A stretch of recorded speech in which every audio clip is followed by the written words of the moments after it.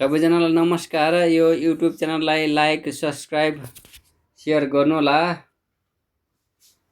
Srinagar agritech industries लिमिटेडको IPO आएको छ, त्यसैले यो आइपिओलाई सबैले भर्नुहोला। पर्न पनि सक्छ, नपर्न पनि सक्छ, तर भर्ने काम गर्नुहोला, हजुरहरूलाई राम्रो हुन्छ। र यो आइपिओले के काम गर्दछ भने, जसले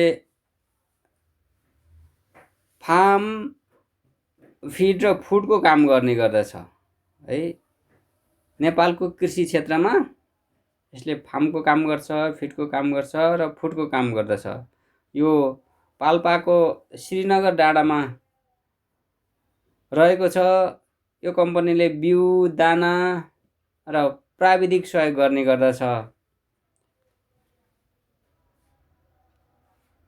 हजुरहरूलाई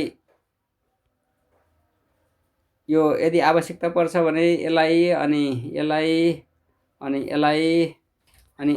स्क्रिनसट गर्नुहोला र बसेर राम्रोसँग पढेर अध्ययन गरेर काम गर्नुहोला। यो कम्पनीको मैले इपिएस भन्छु है। यो कम्पनीको भविष्य चाहिँ कस्तो छ भने 78-79 को इपिएस 2 रहेको छ, 79-80 को इपिएस 2.83 रहेको छ, 80-81 को इपिएस 1.17 रहेको छ। इपिएस घट्दो रहेछ यहाँ। 81-82 मा फेरि 1.68 रहेको छ, फेरि बढेको छ। 82-83 मा बढाउने भनेको छ 3.50 अनि 9.63।